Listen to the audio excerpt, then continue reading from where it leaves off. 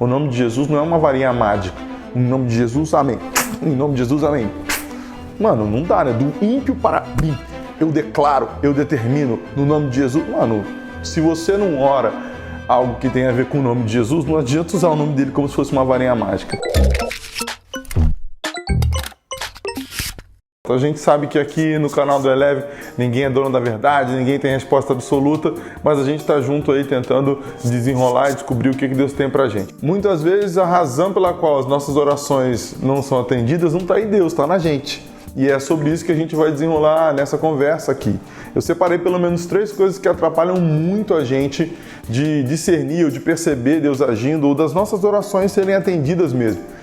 Não é uma questão de julgar você, te diminuir nem nada, mas assim, numa boa, a incredulidade, o pecado e a falta de discernimento normalmente são motivos que atrapalham a gente de perceber o que Deus está fazendo com as nossas orações e se é que a gente está orando mesmo. Então, antes da gente mergulhar aqui, por que eu oro nada acontece, primeiro eu quero te dar um lembrete de observar o que Jesus fala sobre oração.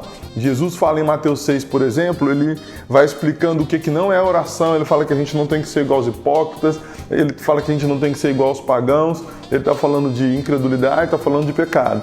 Mas em especial, Jesus diz como a gente deve orar. E ele fala, olha, você entra no seu quarto, fecha a tua porta, sabe?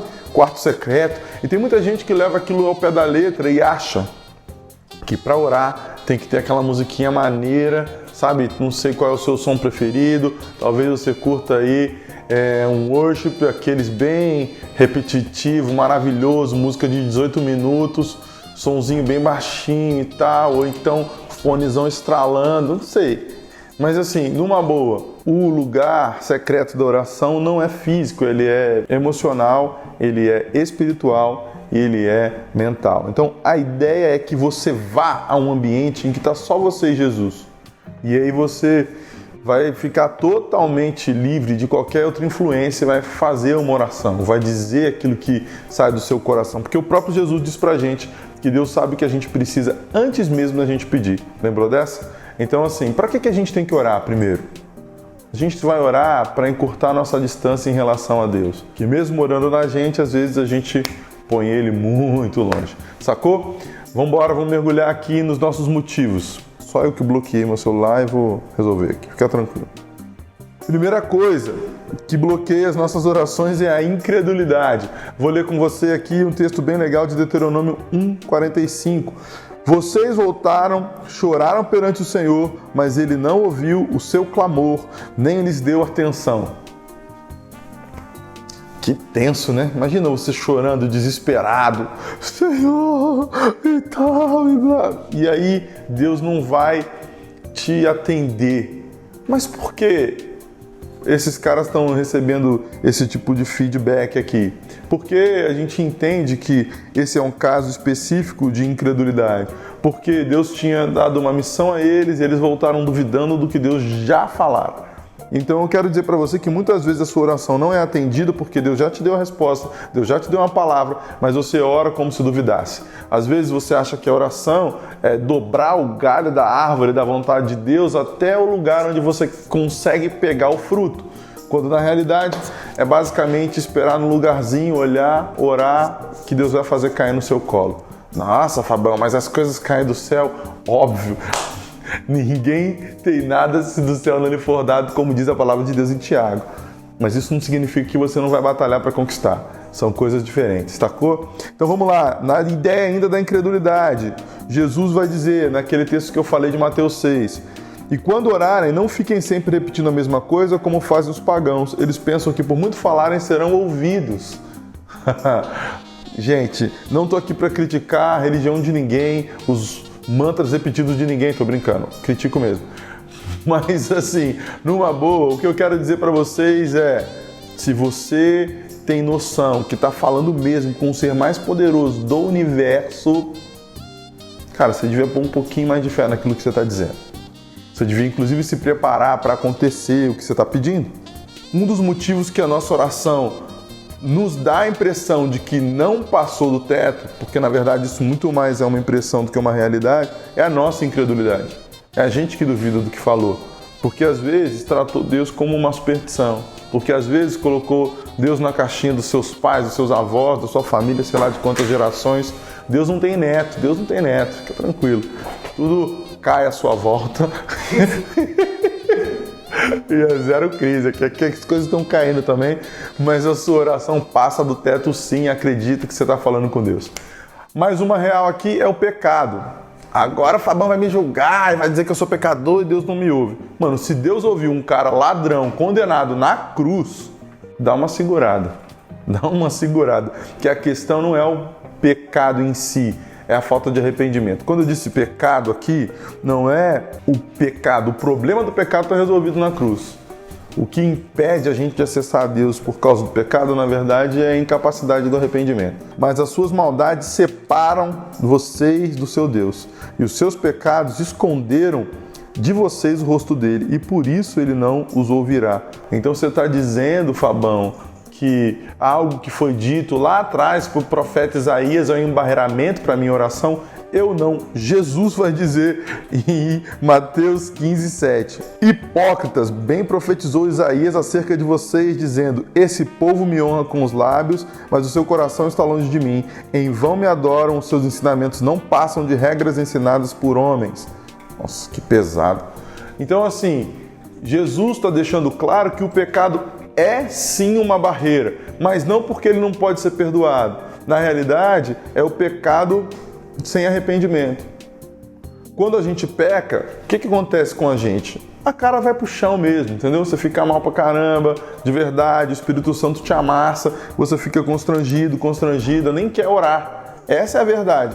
Quando você peca, você sente vergonha de Deus, vai para a moitinha do Adão e da Eva lá, tenta se cobrir e falar: Deus, a gente está com vergonha de você e tal. Mas qual é a verdade? A verdade é que uma vez que você se arrepende, Deus está pronto para te estender a mão, te pôr de pé e na convicção de que você não merece ficar lá não é o seu lugar. Foi isso que Deus falou para Adão: ops, onde é que você está? Sabe, diferente daquela mãe chata que nenhum de nós tem, graças a Deus, que diz: o que é que você faz? O que é que você faz? Sabe? Mas você já viu em algum lugar por aí? Deus chega no Adão, depois de ele ter dado aquela vacilada monstra, e fala: onde é que você está? E aí Adão responde assim: ouvi seus passos no jardim e eu tive medo. O pecado faz isso com você. O pecado te deixa com medo de Deus. E é por isso que muitas vezes você ora e nada acontece. Porque você repete palavras que não acredita e está falando coisas sem se arrepender do que você fez. A gente vive um tempo de uma sociedade muito egoísta e até mimada, eu diria. Então as pessoas fazem um monte de besteira e não se arrependem. É muito comum ver um monte de artistas dizendo assim: eu não me arrependo do que eu fiz, eu chutei minha mãe, eu tomei o doce da minha avó, dei uma bica na criancinha, taquei fogo nas pessoas, mas agora eu sou uma pessoa do bem, eu sou super verde, eu faço tudo direitinho, visto coisas que eu mesmo preparo, esse tipo de coisa. Visto coisas que eu preparo não, visto coisas que eu costuro, como comida que eu mesmo cultivo e preparo e afins. Mano, isso não resolve, se arrependa, tá? Falta de discernimento. O que acontece? Se liga, eu gosto muito do profeta Elias.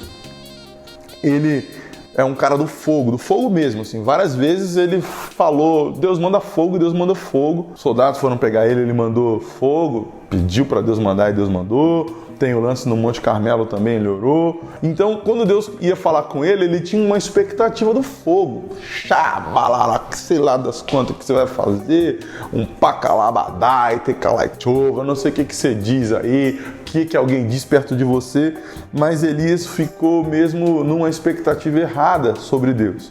Ele achou até que Deus não estava falando, porque ele estava muito acostumado com a linguagem do fogo. O texto vai dizer, 1 Reis 19:12. Depois do terremoto houve um fogo, mas o Senhor não estava nele. E depois do fogo houve um murmúrio de uma brisa suave. E é nesse contexto que Deus vai falar com o profeta Isaías. Cara, talvez Deus esteja murmurando mesmo, mas assim, sabe? E aquele murmúrio, sussurro, sabe? Tipo assim, se você não fizer silêncio, se você não silenciar as vozes à sua volta, vai ficar difícil de ouvir o que Deus está dizendo. E vai parecer que a sua oração não está sendo atendida e que nada está acontecendo. Mas A palavra de Deus diz que Deus é um Deus que trabalha em favor daqueles que nele esperam. Então fica tranquilo. Tiago 4, 2 e 3 vai deixar um negócio bem claro aqui, se liga. Vocês cobiçam coisas e não as têm. Matam e invejam, mas não conseguem obter o que desejam. Vocês vivem a lutar e fazer guerras, não têm porque não pedem. Agora lá vem. Quando pedem, não recebem, pois pedem por motivos errados para gastar em seus prazeres. E aqui, o que eu quero dizer para você é que muitas vezes a falta de discernimento está na sua motivação de orar. O nome de Jesus não é uma varinha mágica. Em nome de Jesus, amém. Em nome de Jesus, amém. Mano, não dá, né? Do ímpio para mim. Eu declaro, eu determino no nome de Jesus. Mano, se você não ora algo que tem a ver com o nome de Jesus, não adianta usar o nome dele como se fosse uma varinha mágica. Então você precisa ter discernimento, entender a vontade de Deus, entrar nessa vontade e aí você vai ser livre para viver e desfrutar seu sonho. Tá curtindo que a gente está trocando ideia aqui? Então você vai poder lançar a tag aí, eu oro e Deus sempre me ouve. Ficou meio grande para fazer uma hashtag.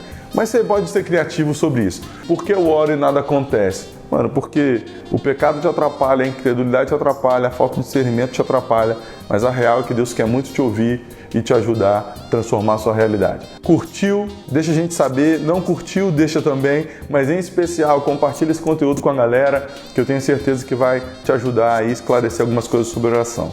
Beleza? Forte abraço, Deus abençoe, tudo nosso.